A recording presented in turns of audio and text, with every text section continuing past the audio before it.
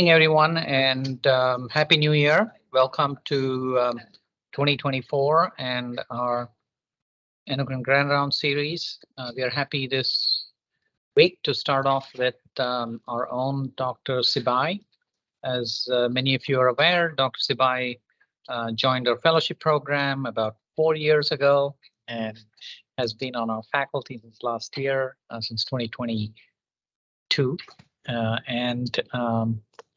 He has been a very successful clinician and educator. He's now the associate program director for the fellowship program.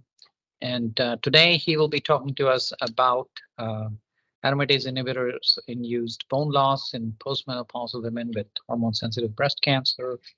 An important topic given the number of people that we see with this particular problem. So, Dr. Sibai. Thank you.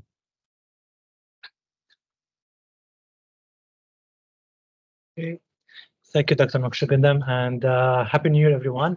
And thank you for coming today for our first Endocrine Ground Round for 2024. So today my topic is going to be related to breast cancer and bone loss. The topic is going to be aromatase inhibitor induced bone loss in postmenopausal women with hormone-sensitive breast cancer, guidance for prevention and management. So aromatase inhibitor is a class of medication that's used in the oncology field, and usually they're giving as to the patient with a breast cancer who has hormone-sensitive breast cancer, and usually they give it as adjuvant hormonal therapy with the goal to reduce the risk for breast cancer recurrence and to increase the survival rate. And it has been shown in the clinical study that it helped to reduce the cancer recurrence rate and also increase the survival rates for breast cancer patients. But on the other hand, it has different complications and side effects. And for us as an endocrine, one of the important side effects that we need to look for in those patients is bone loss and increased risk for bone fractures. So I'm going to start with a case presentation, one of the patients in my clinic. This patient is a 66-year-old female who was referred to endocrine clinic for evaluation and management of newly diagnosed osteopenia. She has a past medical history of type 2 diabetes, obesity, asthma, bilateral knee pain, hypertension, depression, and also she's been following with oncology for a history of left breast invasive ductal carcinoma, which is diagnosed back in 2021. And her pathology report was showed that she has positive estrogen receptor, progesterone receptor, but negative for HER2. Also, she has a negative metastasis for the lymph nodes or distal metastasis. Her treatment was consistent with left mastectomy in 2021. And after that, she was started on adjuvant aromatase inhibitor, letrozole 2.5 milligram daily for the next 5 years. And she's been on remission. So I saw her in the clinic in 2023 and talking about her bone health. She denies any previous history of bone fracture or family history of osteoporosis or hip fracture. She does not have any thyroid or parathyroid disease, no history of chronic kidney disease or kidney stones, no history of GI disease that can cause malabsorption. She never been on chronic steroid and she never received like any chemo or radiation therapy. Does not take any calcium or vitamin D supplements. Also, she has no history of smoking or alcohol intake. Menarche occurred at age 13. She had regular cycles, and menopause occurred in her mid-40s, a little bit of early menopause. Never been on estrogen replacement therapy. She's married and she has 2 sons, and she had never had any reproductive issues. So as I mentioned, her past surgical history is left mastectomy, family history consistent with mother with lung cancer and type 2 diabetes. Father, he has no known medical condition, no smoking, no alcohol, and she's allergic to aspirin. This is the list of her medication that she's been taking: atorvastatin for hyperlipidemia, duloxetine for depression, Farxiga for diabetes, furosemide, gabapentin for neuropathy, letrozole 2.5 milligram daily for breast cancer for past 2 years. Lisinopril, metformin, sitagliptin, Lantus, and inhaler for asthma. Review other system, all negative, except she's been having some like intermittent dry cough and wheezing for asthma. Otherwise, no other symptoms. Vitals are normal except for obesity with BMI of 36. Per physical exam, she's obese. She's using motorized wheelchair, and she only uses it when she go outside because of her chronic knee pain. So looking to her blood work, her CMP showed like hyperglycemia. She has a CKD stage 3 GFR of 52. Otherwise, her potassium, sodium, calcium, liver function test is normal. She had like vitamin D insufficiency, some mild increase in PTH, but otherwise TSH, magnesium, phosphate are normal. And we did 24-hour in calcium also was normal. So looking to her bone density scan, we're going to compare her two bone density scan back in 2021 and 2023. So this is her initial bone density scan, which was done around the time when she got her surgery and around the time when she started her medication. So as you can see here, kind of bone density looks normal. Going forward to 2023, her bone density scan at the lumbar spine showed T-score of minus 0.3, which is about 2% increase in her bone mineral density. But in the left femoral neck, her T-score decreased from minus 0.6 to minus 1.6, which is almost 21% decrease in her bone density. Right femoral neck, her T-score decreased from minus 0.4 to minus 2.2, with a decrease in mineral bone density by 36%. Calculated FRAX score for 10 years probability for fracture, it was 4.1% for major osteoporotic fracture and 0.5% for hip fracture. So it was really significant decline in the bone density within 2 years, which cannot be explained based on just also postmenopausal decrease in bone density. That's really more rapid decline. Looking in her 12 lessons, $100 a lesson. I think someone on the video need to mute their mic. Yeah. So yeah, that's really significant decrease in the bone density. Looking to her medical history, risk factor, looks like what she's been having, what we call it aromatase inhibitor related bone loss. So what's going to be the next step? Look into her T-score minus 2.5, which is above 2.5, which is the cutoff to start osteoporosis treatment, and her FRAX score is not high. So does the patient qualify for any treatment? Do we need to watch and wait, or do we need to take any prevention treatment? Because waiting more, since she's going to be for on 5 years on aromatase inhibitor, is it possible she's going to continue to decline bone density and increase risk for fracture? So that's going to be the kind of the idea of my topic today. And the learning objective for today, we're going to start with some introduction to breast cancer in general as a risk factor for bone loss. And then we're going to talk about the pathophysiology of aromatase inhibitor-induced bone loss.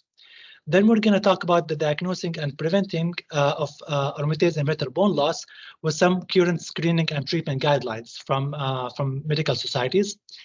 And then we're going to talk about pharmacological intervention for aromatase inhibitor bone loss with some literature review. So just introduction between introduction about breast cancer and bone loss. So breast cancer is the most frequent cancer and the second most common cancer cause of death for cancer in women. Approximately in 2022, there are about 287,000 new cases of invasive breast cancer in women. Breast cancer can be classified into molecular subtypes by testing for determined hormone receptor, estrogen and progesterone, and also for HER2 status. About 70% of breast cancer express either estrogen or progesterone receptor, and those breast cancer are called hormone-sensitive breast cancer, and which is usually associated with more favorable outcome. Over the past couple of decades, it has been shown that early diagnosis and improvement treatment regimen for breast cancer have significantly improved mortality and morbidities. And the American Cancer Society has published data indicating that the 10-year relative survival rate is 84% in 10 years, and in 15 years, the relative survival rate is 80%. And that improvement in mortality and survival rate can be contribute to the use of some novel and differentiated treatments approach that has continuously improved long-term survival for breast cancer patients. Those treatments include neoadjuvant radiation and chemotherapy, surgical treatments, the use of immunotherapy, and also the use of multiple targeted therapy, and also the use of adjuvant hormonal therapy. But this improvement in breast cancer treatment and survival rates at the same time can lead to greater potential for experiencing late complications of breast cancer and its treatment, including bone loss and fractures. So it has been shown that in many breast cancer patients, it has been found that they have increased risk for bone fractures.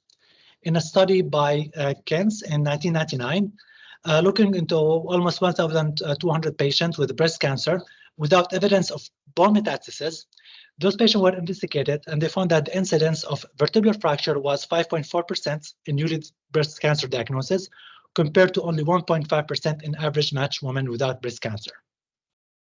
Another study by Kulzani in 2016, breast cancer patient had a fracture incidence rate ratio of 1.25 for hospitalization due to bone fracture, and fracture incidence rate ratio of 1.18 for hospitalization due to hip fractures compared to general population. And also found that breast cancer patients hospitalized for bone fracture in general showed a higher rate for death with hazard ratio of 1.83 compared to patients without any bone fractures. So the question comes, what's the reason for increased risk for bone fracture in patients with breast cancer? And the pathophysiology for bone loss and fracture considered complicated and may contribute to multiple factors, which lead to accelerated bone loss in breast cancer patients. For example, chemotherapy that's been used on as a chemotherapy like doxorubicin, cisplatin, it can cause direct effect to the bone cells and cause increase in bone loss. Also, radiation therapy can also cause localized bone loss. Some cancer-related inflammation markers like interleukin 6 and 8 also has been shown that it can activate osteoclast activity and as a result increase bone loss. Some patients, they need to use some steroids and also can cause more bone loss. Reduce mobility as cancer and its treatment may lead to fatigue and reduce physical activity, which as a result also can cause accelerated bone loss.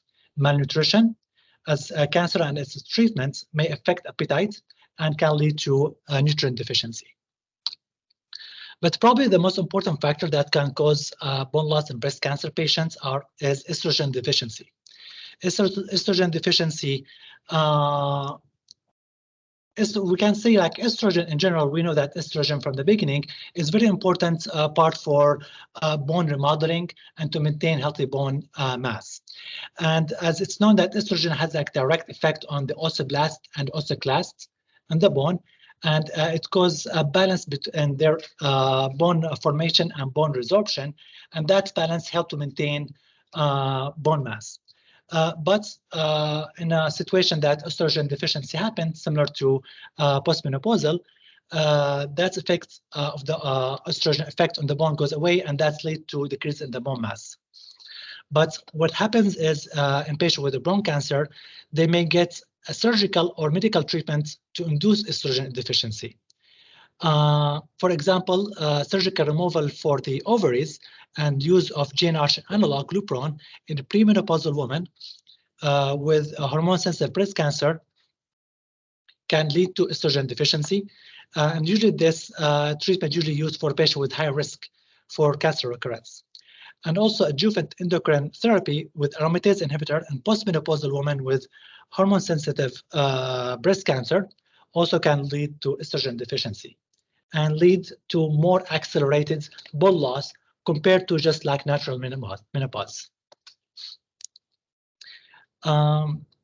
So going into the exact the pathophysiology on how aromatase inhibitor medication lead to bone loss and estrogen deficiency.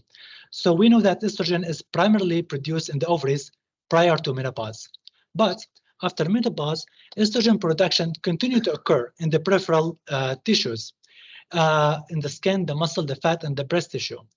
through a mechanism called aromatization, by which there's a conversion of adrenal androgen precursor to estrogen by an enzyme called aromatase. So this figure shows that this is the adrenal tissue, and through the DHEAS, testosterone, and other testosterone precursor can be converted in the peripheral tissue by aromatase enzyme, and that's lead to maintain some estrogen level after menopause.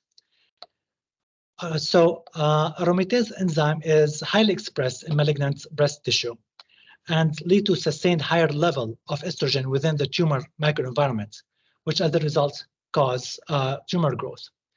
So this residual postmenopausal estrogen level play a critical role in the development and recurrence of hormone-sensitive breast cancer.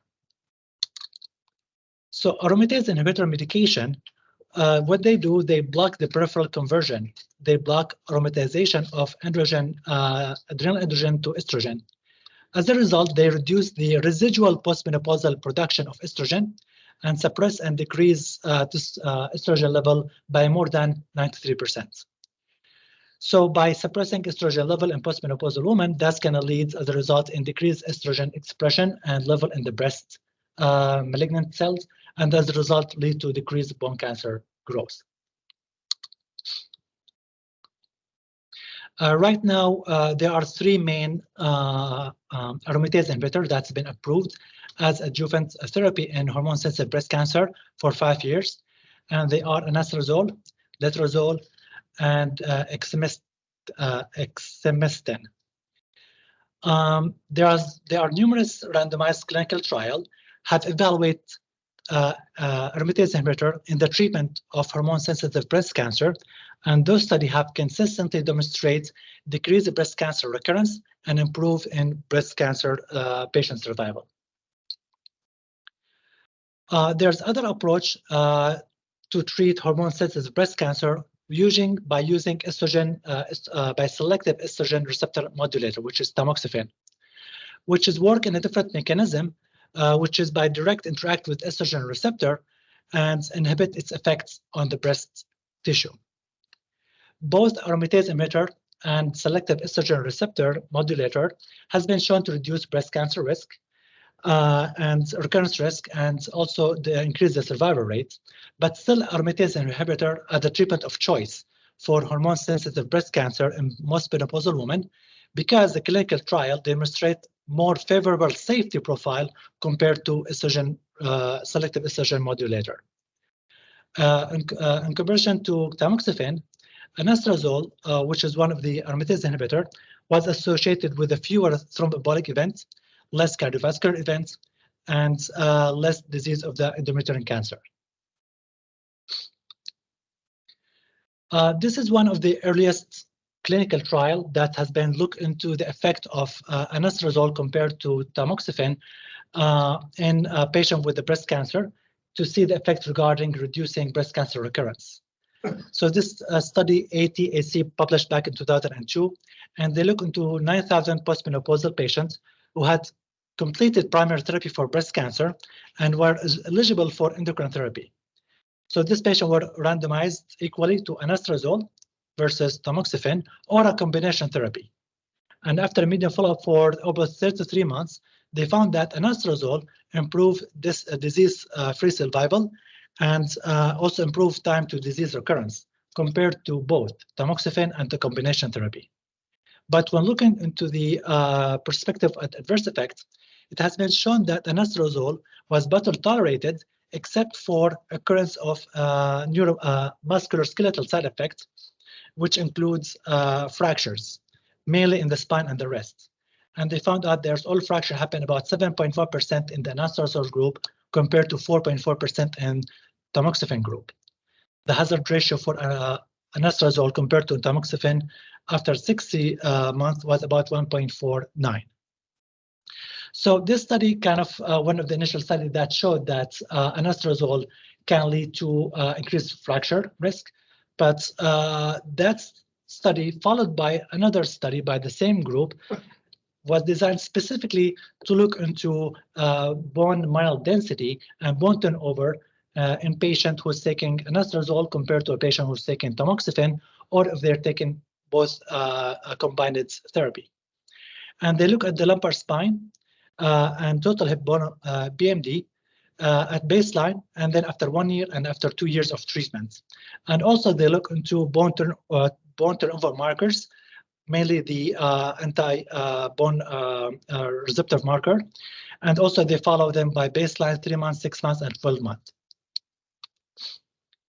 And from this results, they found that patients who were on anastrozole, there was significant loss in the bone mineral density at lumbar spine and the hip, both at 1 year, almost about minus 1.6% at the lumbar spine and minus 1.7 at the hip. And after 2 years, there's more decline, about minus 4% at the lumbar spine and minus 3.4%, minus 3.2% at the hip.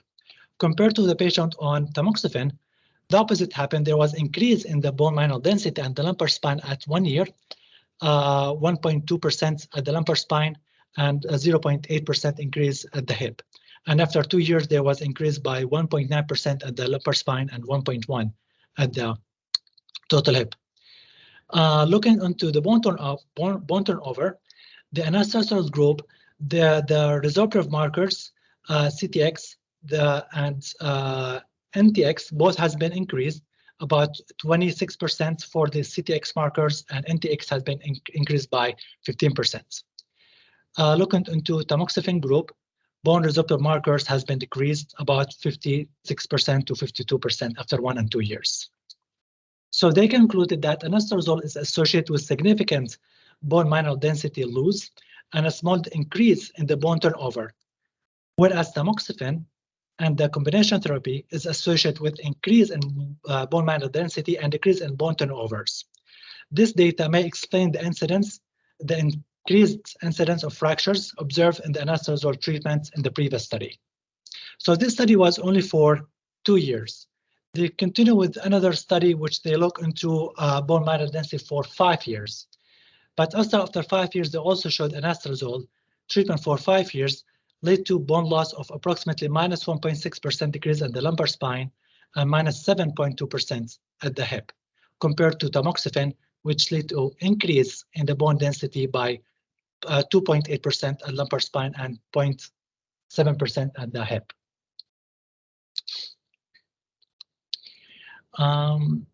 So this is another study looking on letrozole, but the outcome of this study was looking specifically to the onset of bone fractures. That's the primary outcome. So I'll take it back. So this study was designed initially to compare letrozole to tamoxifen regarding breast cancer recurrence, and they did this study on almost 4,900 postmenopausal women, and they are assigned for 5 years treatment with either letrozole or tamoxifen.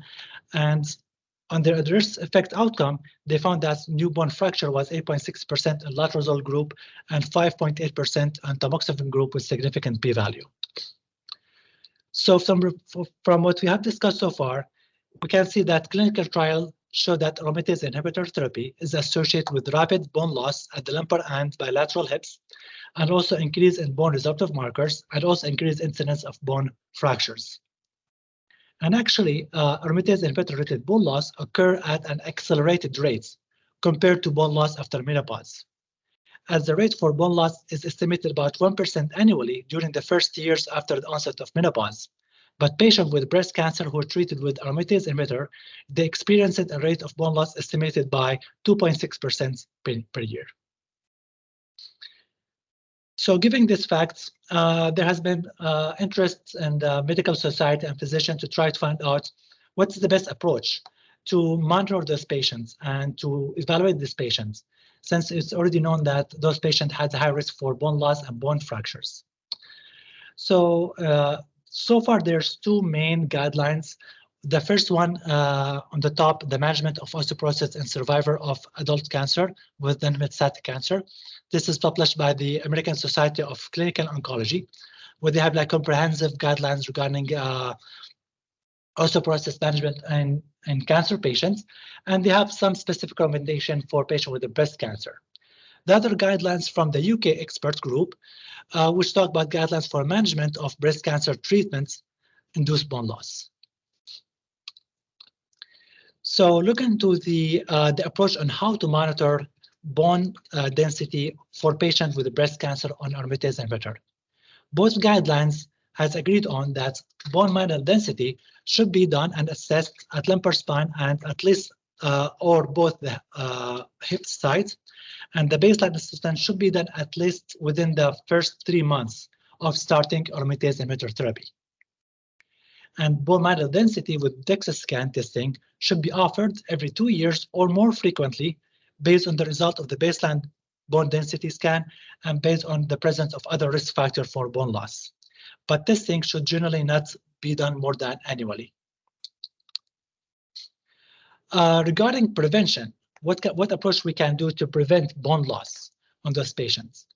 So general guidelines, which is already we use for patients with osteoporosis, postmenopausal osteoporosis, which is calcium and vitamin D intake. Second recommendation by encourage patient to engage in combination of exercise types, balance training, flexibility, strength exercise. And the third recommendation also to encourage patient to stop smoking and limit alcohol intake. So that's considered like non-pharmacological intervention to prevent bone loss in those patients. Regarding pharmacological therapy, when it's indicated to start treatments for osteoporosis medication or bone loss medication. So the American Society of Clinical Oncology, they recommend that starting pharmacological therapy should be started when the D-score is below -2.5, or if the 10 years probability for fracture more than 20% for major osteoporotic fracture and more than 3% for hip fracture.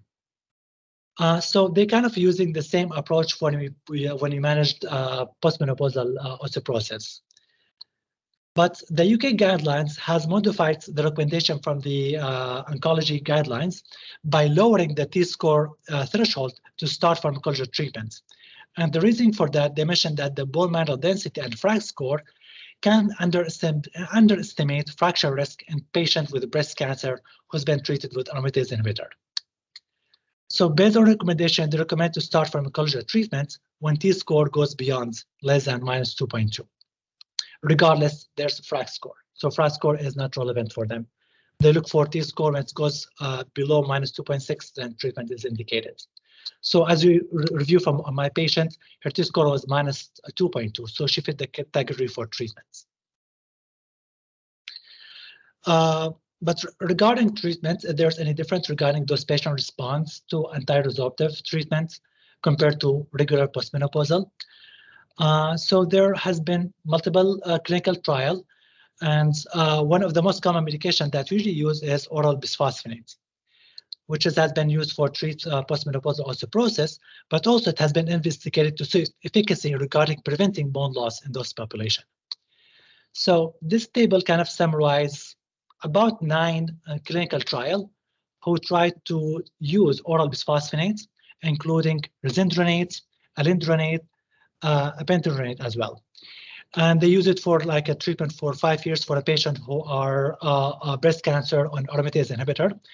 And all this study, they showed that there is there's increase in the lumbar spine bone density and total hip bone density, somewhere between 1% up to almost 15%. There's only one study showed there's decrease in the bone mineral density. It was -1%, but that's they use clonidronate. Clonidronate, one of the first generation bisphosphonate treatments, which is known to have like weak effect regarding anti-resorptives. I don't think it's been used right now. So all this study has been shown that oral bisphosphonates, regardless of using risindronate, alendronate, can help to prevent bone loss and instead can increase bone mineral density. So, for example, this is one of the earliest trial, prevention of aromatase inhibitor induced bone loss using risindronate. SABRE trial, the study of aromatase with bisphosphonate risindronate. And the aim of the study is to compare the efficacy of oral risindronate, 35 milligram weekly versus placebo for 2 years in postmenopausal woman who has hormone-sensitive breast cancer, who's also receiving anastrozole. And they look into almost 232 patients, and they categorize those patients based on their baseline bone density scan as high-risk patients, those patients who has T-score of less than minus 2 in either lumbar spine or hip, or they have personal history of fragility fracture. Moderate risk patient for fractures, if their baseline bone density scan show T-score between -1 to -2, but without any history of fragility fracture. Low risk patients, bone density scan at baseline should be greater than -1, without any history of fragility fracture. So this is how the study was designed. Almost 234 patients. They were categorized into 3 groups based on their baseline bone density scan. The high-risk patient with a T-score more than or below -2, they're treated with resendronate. Whereas patient with low risk who has a normal bone density scan, they did not receive any treatments. Whereas the patient with moderate risk with a T-score between -2 to -1, they're either received resendronate or they just got placebo.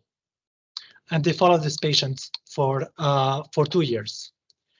So looking into the, this is bone mineral density and lumbar spine and the total hip.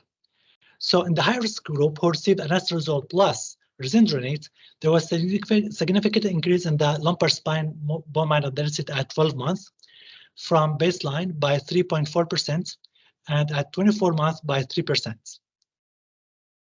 The other group who has, which is manifested by this line right here, the yellow one. The moderate risk group who received anastrozole plus resendronate also has increased in the bone mineral density at lumbar spine at 12 months by 1.1% and by 24 months by 2%. So they have improvement, but not as significant compared to the high-risk group. Look into the moderate risk group who got anastrozole plus placebo, which is shown in this yellow line right here, which is showed that they have decreased in lumbar spine bone density from baseline at 12 months by -1.2% and after 2 years by -1.8%. But none of those patients become osteoporotic.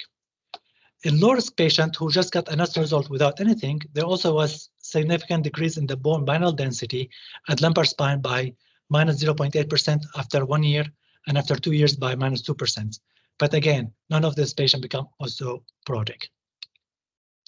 So this can conclude that in postmenopausal women at risk for fragile fracture who are receiving adjuvant anastrozole for breast cancer, the addition of resendronate at doses established for prevention and treatment for osteoporosis resulted in favorable effects in bone density after 24 months. But this study, they just look at the bone mineral density, but they did not look into fracture risk in this study. This is another study, but in this study, they look into alendronate. And the aim of this study is to test the efficacy of alendronate, giving an osteoporotic schedule, same dose 70 milligram weekly, in 151 postmenopausal women with breast cancer who is receiving anastrozole. And also they are categorized by 2 groups, one osteoporotic group who had bone density scan osteoporosis at baseline, and those patients got alendronate. And patient with normal bone density, they just got placebo. And those patients was followed for 3 years. And the group with the osteoporosis who received anastrozole plus alendronate, there was significant increase in bone mineral density after 1 year, plus 7.2% from baseline, and after 2 years by 10.7%, and after 3 years, there almost 15% increase in bone density at lumbar spine from baseline. Regarding the hip, also there's significant improve, up to 5.6 increase in lumbar spine after 3 years. Whereas the other group was normal bone density without receiving any preventive treatment with alendronate. After 1 year, there was decrease -2.5 in bone density, in 2 years -3.1%, and 3 years -5.4%. Same thing for hip bone density. There was a decrease -4.5% after 3 years without any bisphosphonates. So they concluded in this study that it's safe to prescribe anastrozole for osteoporotic patients who are receiving treatment for breast cancer, using the same dose for osteoporosis patients. And they found that bone mineral density improved over time when bisphosphonate is administered with anastrozole in osteoporotic patients using the osteoporosis schedule. And also mentioned that patients with normal bone density experience great loss in their bone density, although none of them become osteoporotic. But again, this study did not look into fracture risk or fracture incidence. Moving to the second option that we usually use for osteoporosis is IV bisphosphonates. And also our data that we know so far regarding the efficacy of IV bisphosphonates are usually included by 4 main clinical studies. They use zoledronic acid, but they use it in a different dose compared to postmenopausal osteoporosis, where we usually use 5 milligram every year, once a year. But those clinical trial, they use a different dose, 4 milligram zoledronic acid every 6 months. And they showed positive effect on bone mineral density. They prevent bone loss and they increase bone density somewhere between 4 to 6% at both lumbar spine and total hip.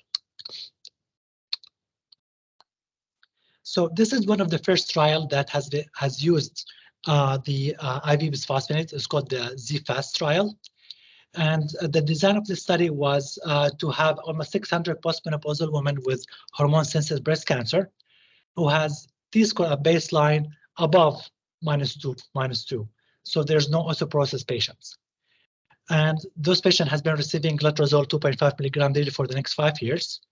But the difference in this study, what they did, they randomized half of the patients, 300 patients, to receive zoledronic acid 4 milligram every 4 months after randomization, regardless of their bone density. After they started the treatment with anastrozole or letrozole, they started zoledronic acid without waiting for the decline in bone density, and they call it the upfront group. The second group, they received zoledronic acid 4 milligram every 6 months, only after bone density decline less than -2 at any site, or if there's any bone fracture occurred, and they call it as delayed group. And the primary outcome of this study was to measure the difference in percentage changes in lumbar spine bone density from baseline until almost 5 years, 1 month, between the upfront and the delayed group. And also they look into fracture incidence after 6 months. So the green bar shows the patient who received zoledronic acid right away after starting letrozole, regardless of their bone density. And it's shown there's a steady increase in the bone density year after year, up to almost 6% bone density after 5 years. Compared to the patient who got zoledronic acid later on, they have decrease in bone density up to -2.4% after 5 years. And the patient that after 61 months, almost 74 patients with delayed group out of the 300 they ended up needing zoledronic acid because of their decline in bone density. So this is same, but looking at the lumbar spine and looking to the total hip. Again, at the total hip, when getting zoledronic acid up front, right away after starting letrozole, there's a steady increase in bone mineral density to plus 2.57% after 5 years. At the same time, there was a decrease in a patient who got zoledronic acid later on if needed, and it was the decrease -4% after 5 years. Looking to the fracture incidence, they mentioned that occurrence of in the upfront group, there was a fractures happened in 9.3% patients compared to 11% in the delay group. So there was less fracture, but they mentioned that there's difference was not statistically significant. So they concluded that upfront zoledronic acid seems to be the preferred treatment strategy versus delaying administration, as it significantly and progressively improves bone mineral density. This is another study, but they also use the same approach, zoledronic acid 4 milligram every 6 months in a patient who is receiving letrozole, and they follow them for 5 years. And again, when they did the same approach, half of the patient, they get zoledronic acid right away after starting letrozole. And the second part, they delay the treatment until bone density decline below -2.5. And the primary outcome look at the bone mineral density after 12 months between immediate group and delayed group. And also they look 3 years fracture incidence. And similar to the previous study, they found that after 36 months, there's a change in the bone mineral density from baseline, the lumbar spine, and showed there's increase at the lumbar spine about 4%, 4.93% in the immediate group. But patient who got letrozole later on, there actually was decrease in the bone mineral density minus 4.9%. Same thing for the lumbar spine, but with a less degree. Look into the fracture incidence, there was 5% incidence of fractures in the immediate zoledronic acid group compared to 6% in the delayed group, but again, not statistically significant. So, and they concluded at 36 months, immediate zoledronic acid was more effective in preventing bone loss during zoledronic acid, during letrozole therapy compared to if we just want to wait until the bone density decline. But that's kind of a question I was asking myself when I was reading this study. Usually, is it going to be approved by insurance just to start zoledronic acid without having evidence of decrease in bone density or at least T-score minus 2%, bone density T-score minus 2. Another medication that has also been studied on this population is denosumab. We know denosumab is a fully human monoclonal antibodies that work specifically by inhibiting rank L and suppress bone resorption, and has been approved for osteoporosis on postmenopausal women, but also it has been approved later on for men with osteoporosis, also approved for glucocorticoid-induced osteoporosis, also approved for bone loss in men receiving androgen deprivation therapy for breast cancer, hypercalcemia of malignancy, and also has been approved for women who's receiving anastrozole or letrozole aromatase inhibitor therapy for breast cancer. This is the only study I think they're looking specifically at looking to the anastrozole treatment on those patients, and the purpose of the treatment or the purpose of the study is to look if denosumab is also help to protect against bone loss in those patients. So they have almost total patients, almost about 300 patients with breast cancer, hormone sensitive, who's been receiving anastrozole therapy and also receiving calcium vitamin D, and they've been randomized into 2 groups. One group is going to get the placebo subcutaneous every 6 months, and also is going to get denosumab 60 milligram every 6 months, and they follow this patient for 2 years. And also all this patient has been required to have evidence of low bone density at baseline without any osteoporosis patients. And the primary endpoint was to look at the change in the bone density between baseline and on 1 year at the lumbar and total hip spine. And from the result, as we can see, this line represents the patient who got denosumab and the change in the bone mineral density at the lumbar spine. And after 1 year, there's difference compared to placebo group by increase in bone density by 5.5% difference and 7.6% difference after 2 years at the lumbar spine. Same effects at the lumbar spine, at the total hip, and they found there's difference between 2 groups with positive increase in the bone mineral density at the denosumab group with positive increase 4.7% after 2 years.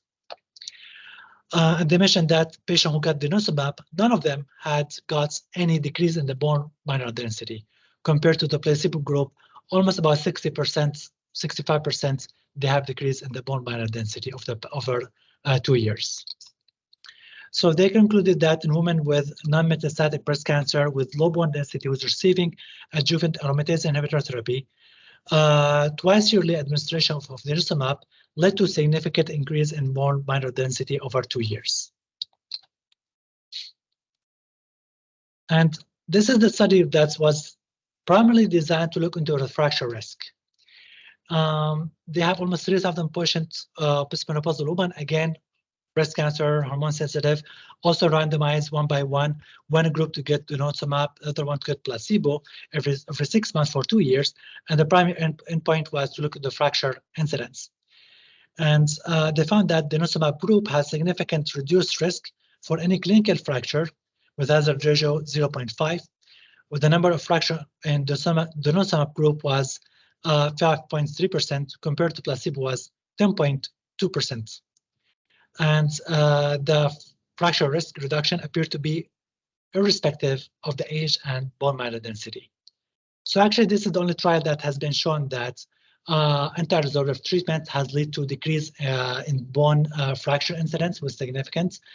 Statistically, other clinical trials, they just been shown that there's improvement in bone density, but not really proven evidence of decreasing fractures. So in summary, we can say that aromatase inhibitor-induced bone loss can be prevented by using anti-resorptive agents like oral bisphosphonates are effective, IV bisphosphonate also effective, plus denosumab. But also zoledronic acids, 5 mg once a year, which usually used for postmenopausal women, can also be used, but I did not find any clinical trial looking at that regimen specifically to see if its efficacy compared to 4 mg zoledronic acid every 6 months. And also there was no a really clinical trial to compare the difference in bone loss prevention when we try to compare oral versus IV bisphosphonate or comparing bisphosphonate compared to denosumab. And also I've not seen any clinical trial using anabolic agents on these patients. And that's the end of my talk. And this is the code for today. And thank you for listening.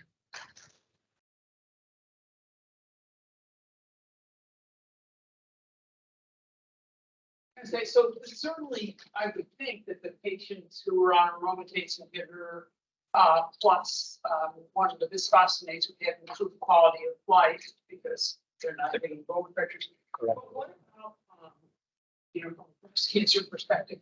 Did they mention anything about, for example, bone metastases? These are PR positive HER2 patients.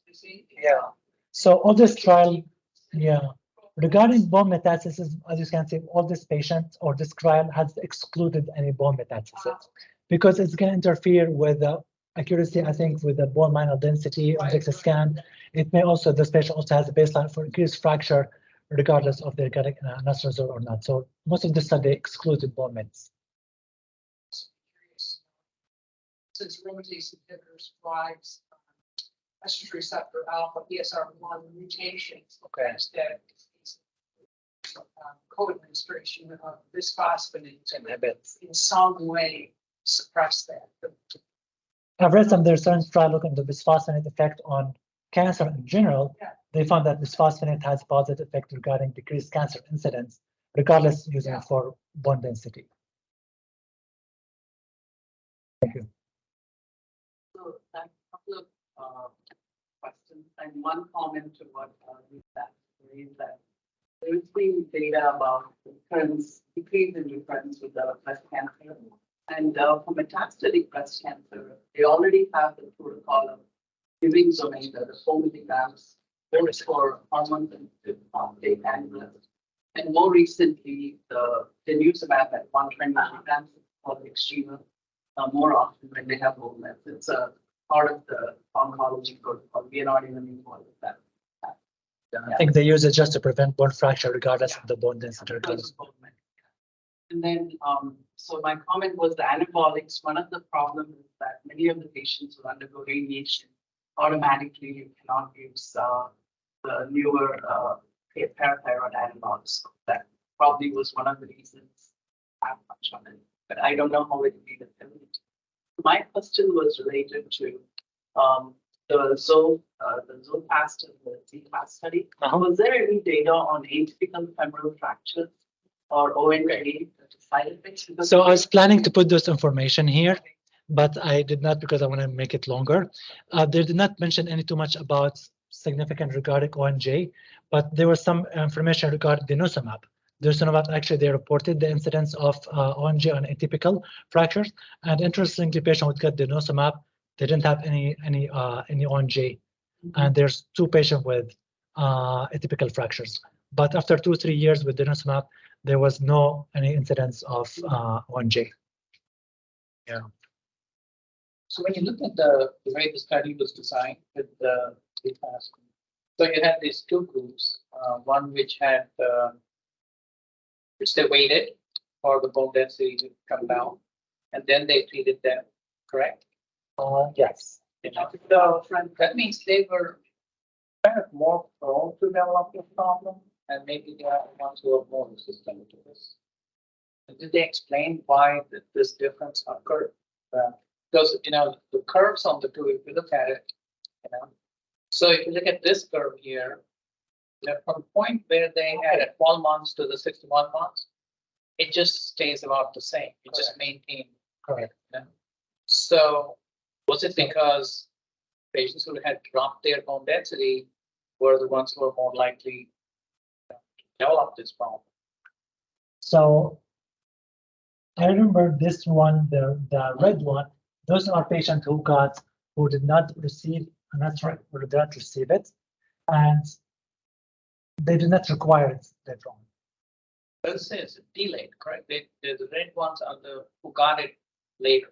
Yes, delayed. Correct. So they got the hyaluronic acid after their bone density dropped. Correct. But they did not look into like a subgroup to see the patient who got later on, how is it different from if they didn't receive it at all.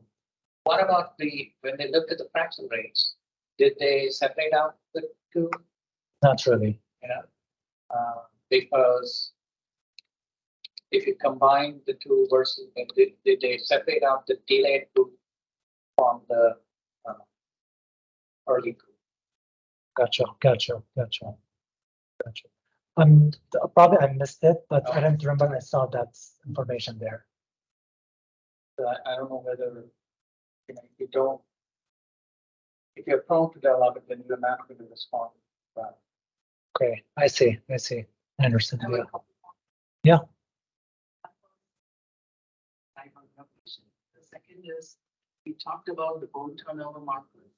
What is the data on the cell reduction that sort of attributed to fracture risk in the breast cancer literature? Like peptide drop, increase over years. What was the percentage of time of fracture risk? Was there any data on that? In one study, you had bone turnover. Bone turnovers, they just look at the bone turnovers, but you're trying to see if that's correlated to fracture risk. I didn't see that. No, I think that's one of the earliest. Yeah, one of them. That's okay. You can look at it. Yeah. You decide about it. Which is this patient. I think that's what your the bone turnover decrease. Yeah, but they didn't say if there's any correlation between the severity of decrease and the changes and receptors with increased risk. But my patient will start hyaluronic acid 4 milligram every 6 months. That's what's our. Not the 5 every year. I talked to oncology, and they said you can do either way. So we just decided to do because she's gonna get her treatment in the Brown Cancer Center right there, and they use that. They already have the protocol to 6 milligram every 6 months. They don't have the protocol for once a year, so They just have the 4 milligram every yeah. Right. Tomato. Correct. Is there any question on the chat? No questions. Great. Thank you, everyone.